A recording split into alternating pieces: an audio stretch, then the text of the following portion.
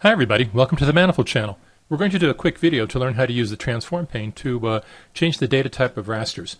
Let's start with an image here, which is a raster image. This is if we look in the info pane, we can see this is an image that has 3 channels, and each one of and in those 3 channels, this unsigned integer uint8 in each one of those 3 channels. This is a photographic image that shows a rendering of Ginevra da Vinci, a portrait by Leonardo da Vinci, which is in the National Gallery of Art in Washington. We're going to change this so that it uses a floating point. And to do that, we click on the transform pane, and by default, the tile field is chosen. We're going to double-click on the copy template to use that. By default, the pixels, copy pixels, is what's in there for the use case. And for the result, I want to create a new table that is a new component. And I want to change the channel type to float64. There's other options we have here, but I'll change it to float64. And the new image we'll call floating Ginevra. Let's spell that right. And for the table, we'll call it floating Ginevra table.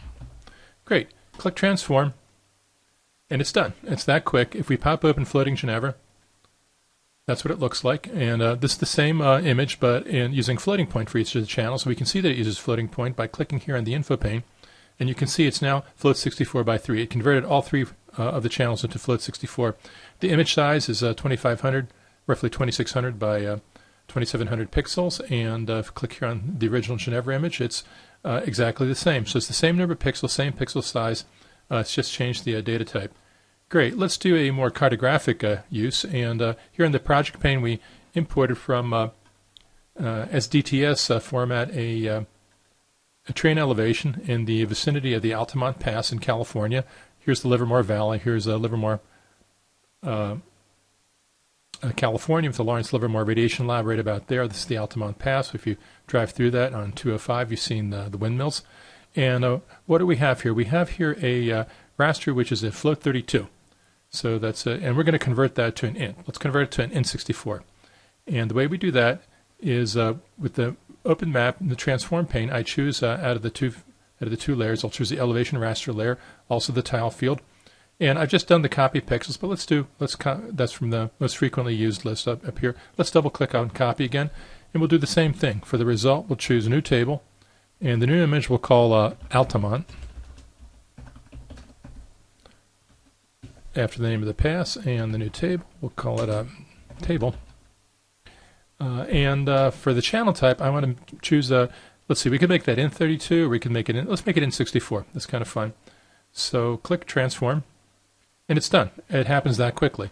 If we double click open Altamont, we'll see that it uses default styling here. And if we like, we can make the styling exactly the same as the Altamont layer there. I'll do a quick little trick here. What I'll do is I'll right click on the elevation raster, and I'll choose properties, and here I'll click copy to copy that style, and then down here I'll right click on Altamont, choose properties, and I'll add a style pixel property,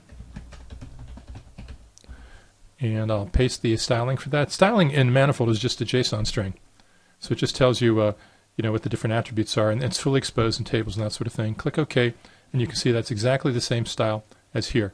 Now what's cool about this is that if we zoom in here a bit, we can see that we have indeed made this, this is indeed an integer, and you can tell it's an integer by the way the terraces here are stepped, because what used to be a floating point value, and here in the map, let's zoom that to the same as Altamont, to the same look. You can see here everything is smooth, and why is it smooth? Because in the info pane we can see that it's a float32, so this is a smooth gradation using floating point values. And here we can see the image size is about 1100 by 1400. If we click on the Altamont image in exactly the same spot, we can see this is an int64. It's an integer value, also 1100 by about 1400 pixels. And the reason this is stepped is because when you convert a floating point number into an integer, it has to round it down to an integer. And there's a variety of ways of rounding it in terms of truncating up or down or whatever, but it does have to go to an integer value, and there's no values in between. So all these smooth gradations that you see in the floating point version disappear, and you get these step functions.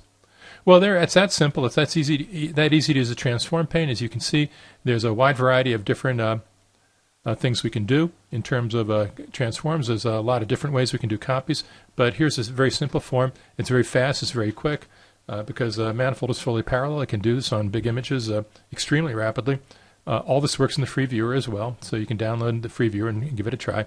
Thanks for watching, and goodbye from Manifold Land. Well, that was fun.